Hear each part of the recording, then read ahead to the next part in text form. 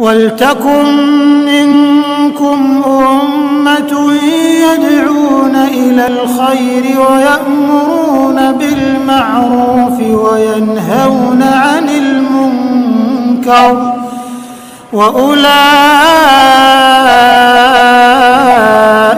هُمُ الْمُفْلِحُونَ.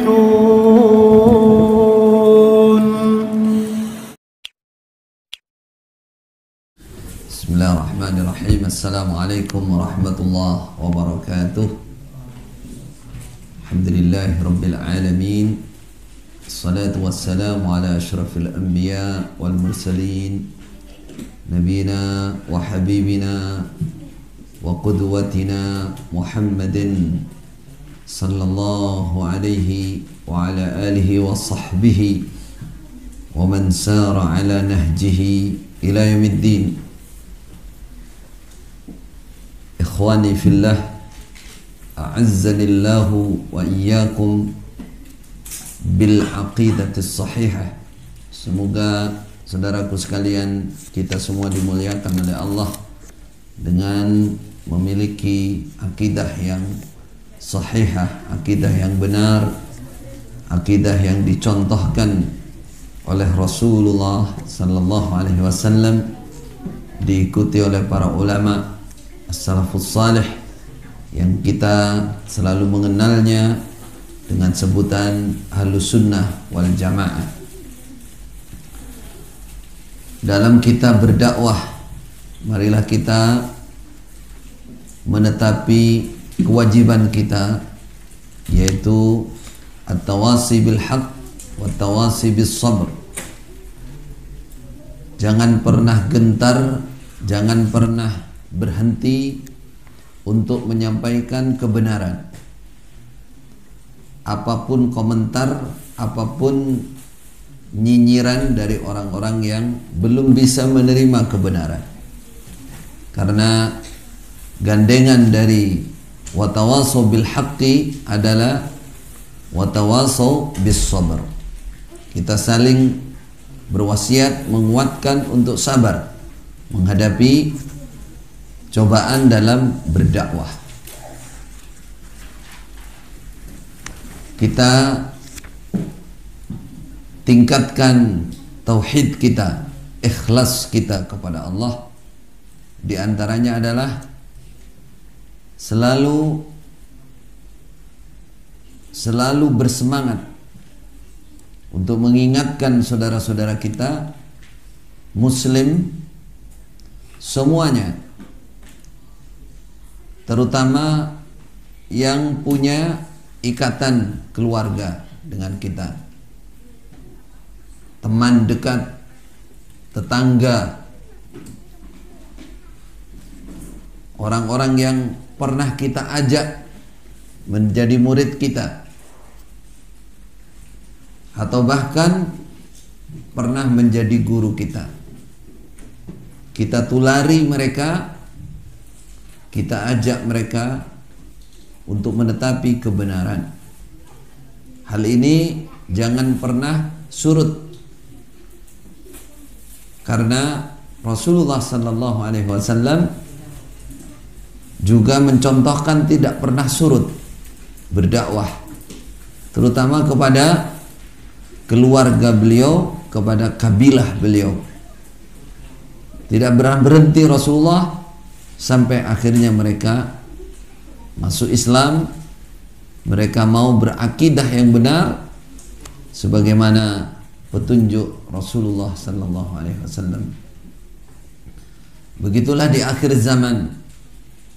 Zaman kita ini sudah 1450 tahun kurang lebih, atau bahkan 15 abad kurang lebih dari zaman Rasulullah sallallahu alaihi wasallam.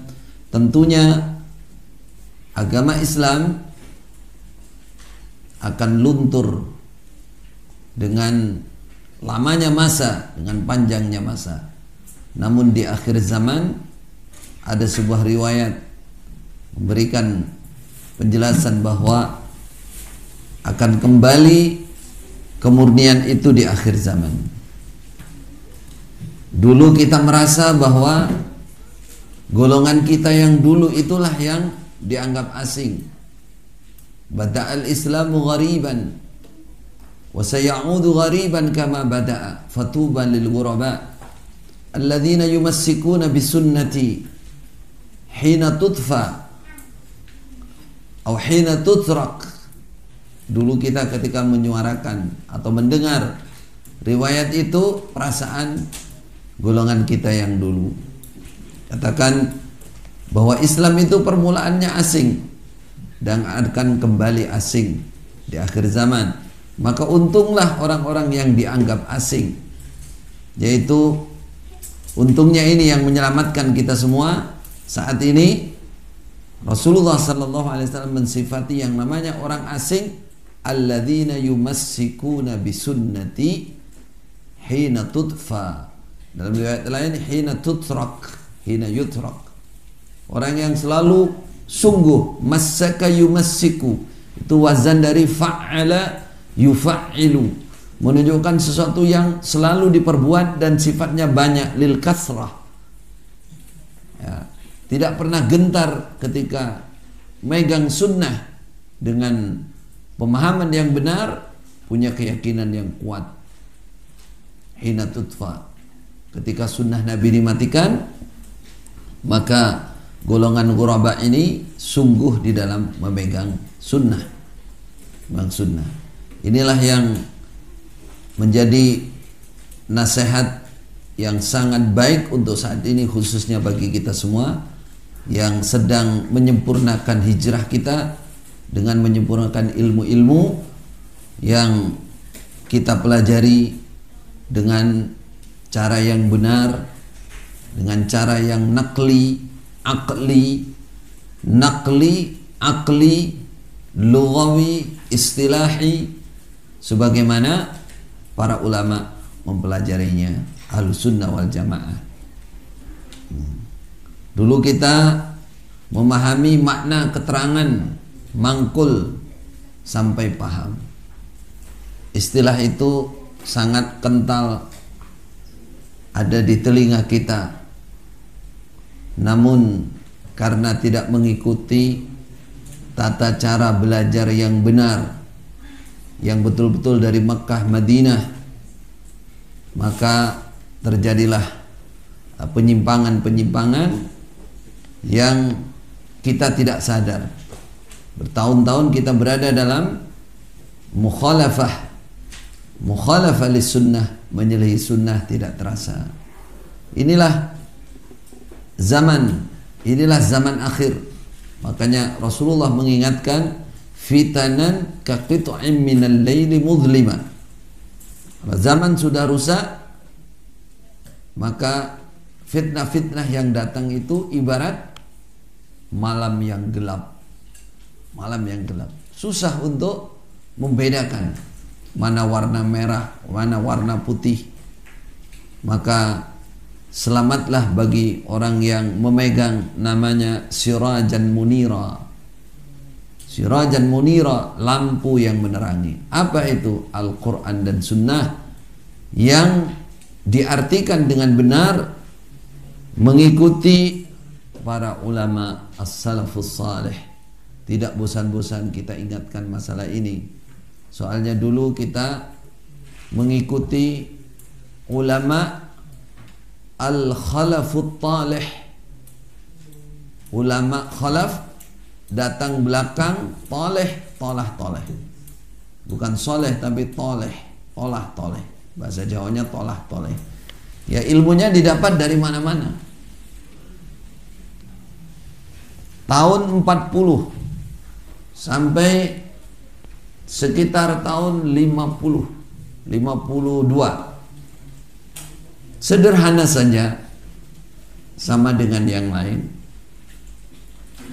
Ya, tidak mengkajikan nahwu sharaf, juga tidak langsung manggung memaknai Al-Quran tanpa menyebutkan rujukan tafsirnya. Begitu juga ngajikan hadis Sahih Bukhari, manggung langsung dimaknai, diterangkan tanpa merujuk kepada syarahnya. Hanya dua itu yang disampaikan, yang dibawa dari Mekah. Kalau tidak percaya tanyakan, dan ini bukti. Hanya dua, yaitu menghatamkan makna keterangan Al-Quran sering tanpa menyebutkan rujukan apa yang dibaca, keterangan dari mana, tapi judulnya mangkul. Hadis yang disampaikan adalah Sahih Bukhari, dan kabar sahih juga belum khatam Sahih Bukhari. Lalu kitab yang lain siapa yang menyampaikan? Bukan orang-orang yang dari Mekah. Dulu disebut ulama-ulama di sekitarnya namanya qiraatan alaihi. Tahun 40 sampai sekitar 52 tidak ada cerita apa-apa masalah berimam, berbaiat, bertaat, nggak ada. Yang ada adalah ngaji saja, ngaji di Kediri, di mana ya Quran gitu aja, sama baca Quran, bacaan 21 iya, bacaan 21 memang belajar di Mekah, tapi juga tidak merujuk kepada kitab yang dipakai di Mekah untuk rujukan, yaitu kitab Imam Asy-Syatibi. Tidak ada pelajaran itu. Hanya membaca, muridnya menulis tanpa juga merujuk, memegang rujukan. Itu yang terjadi. Baru setelah terjadi baiat kepada Wali Al-Fatah, kurang lebih tahun 53, baru arah perjuangan berubah. Bahkan mulai muncul cerita katanya di tahun 40 sudah baiat 3 orang dan lain-lain. Tapi itu cerita itu muncul di atas tahun 53. Baru tahun 60 ada pembaiatan. Kalau kita ingin meneliti betul dari perjalanan ini, kita sudah bisa menilai bahwa sebenarnya yang namanya berimam, berbait, bertahan itu muncul baru saja. Dan itu jelas strategi. Jelas strategi. Strategi untuk menggalang umat supaya punya loyalitas yang tinggi, supaya punya murid, punya ru'yah yang tidak tolah-toleh kemana-mana. Dipasang namanya kacamata kuda. Kacamata kuda itu supaya kuda larinya kenceng itu nggak boleh noleh kanan kiri, lurus aja. Ini yang bisa kita baca sekarang, karena buktinya seperti itu. Buktinya seperti itu. Dulu kita tidak begitu perhatian dengan cerita ini, karena cerita hanya dari satu arah. Dari satu arah. Tapi sebenarnya cerita-cerita yang ada itu sudah dinafikan, dan di bahasa Jawa itu dintai oleh teman dekatnya sendiri yang bersama-sama ada di Mekah, dan saudara-saudaranya sendiri yang juga ke Mekah. Yang juga ke Mekah. Jadi tidak ada dari saudara yang ke Mekah yang mengikuti jejaknya, tidak ada. Tidak ada. Yang ada adalah orang lain yang tidak pernah ke Mekah. Dan bagi penginsap-penginsap lama yang asalnya backgroundnya itu santri, ketika diajak ke Mekah pasti keluar. Pasti keluar. Nah, inilah yang menjadi alamat tanda-tanda bahwa kebenaran itu sebenarnya Al-Quran dan Sunnah yang betul mengikuti pemahaman as-salafus saleh, dan tidak ada yang dibitonahkan. Di Mekah itu tidak ada bitonah, Madinah tidak ada bitonah, khususnya masalah ilmu, apalagi disebut mangkul, musnad, mutasil, itu terang benderang. Terang benderang, ada orangnya, ada sejarahnya, ada buktinya, semua ada. Tidak ada yang tersembunyi. Nah, maka dari itu saudaraku sekalian, walaupun sekarang kondisi mereka tetap menolak, ya, tetap menolak, bahkan cenderung terus mengarang cerita bagaimana cara membodohi umat di bawah, memodohi orang-orang awam di bawah, yaitu urusan mereka dengan Allah. Yang penting kita ikhlas, ya, jangan terpancing, terus kita sampaikan aja. Ketika ada yang bertanya, ada yang perlu diingatkan, diingatkan saja. Kata para ulama, para hukama, man daqqal bab kada ayyuftah. Siapa yang selalu mengetuk pintu, maka dia sudah dekat untuk dibukakan. Untuk dibukakan. Rasulullah nggak pernah berhenti, terutama kepada keluarganya dan orang-orang dekat beliau, sampai mereka bisa menerima. Ya, mudah-mudahan kita tetap berdoa. Ya, bagi saudara yang senang membaca berita-berita di medsos maupun seperti Facebook dan lain-lain, silahkan dibaca. Namun jika ada berita-berita yang miring, ya, dan lain-lain, jangan dimasukkan hati. Ya, cukup dibaca. Kalau mampu mengingatkan, ya diingatkan saja. Jika tidak mampu, didoakan, mudah-mudahan Allah membuka hati mereka sehingga bisa menerima penjelasan-penjelasan yang sesuai dengan kemurnian yang ada di Mekah dan Madinah. Fa jazakumullah khaira, barakallahu fina wa fikum. Nah.